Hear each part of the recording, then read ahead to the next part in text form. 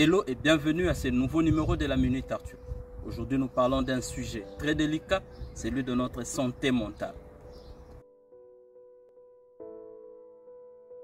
Ce ne sont pas les bleus sur le corps qui nous font le plus mal. Ce sont les blessures du cœur et les cicatrices de l'esprit qui nous détruisent. Aïcha Mirza. L'histoire du jour est une expérience que j'ai personnellement vécue. Pendant que j'attendais tranquillement mon train, un message venant de haut-parleur a attiré notre attention. Il disait ceci: votre attention s'il vous plaît, à tous les passagers sur le quai numéro 11. Je suis désolé de vous annoncer qu'il y a eu un incident majeur sur votre ligne. Nous savons que cet incident implique un individu de 28 ans au nom de Sarah Wilson. Sarah a laissé une lettre avant de quitter son domicile parce qu'elle a décidé de se suicider. Mais je suis content de vous dire qu'elle n'est pas passée à l'action parce que quelqu'un s'est donné la peine de s'arrêter et de lui parler juste avant de commettre l'irréparable. C'est tout ce qu'il fallait pour interrompre les pensées suicidaires de Sarah.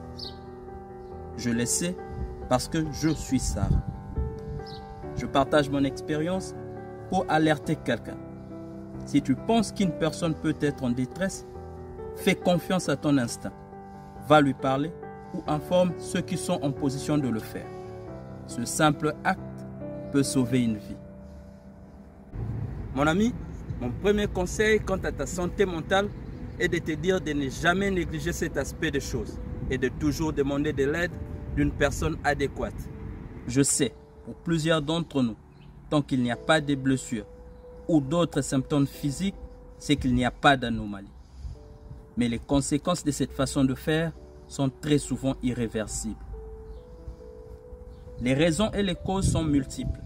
Et aujourd'hui, beaucoup plus qu'hier, l'impact de notre société sur notre santé mentale n'est pas à sous-estimer. Je pense qu'il est vraiment important d'éliminer la stigmatisation de la santé mentale. Mon cerveau et mon cœur sont tellement importants pour moi que je ne comprends pas pourquoi je ne demanderai pas de l'aide quand il le faut pour qu'ils soient aussi sains que mes dents par exemple. Ne souffre pas en silence, je t'en supplie. Tout n'est pas encore perdu. Tu es peut-être malade, mais tu n'es pas ta maladie. Tu as une histoire individuelle à raconter. Tu as un nom, tu as une personnalité. Rester soi-même fait aussi partie de la bataille. Ce n'est pas parce que personne d'autre ne peut guérir ton mal intérieur que tu dois le faire tout seul.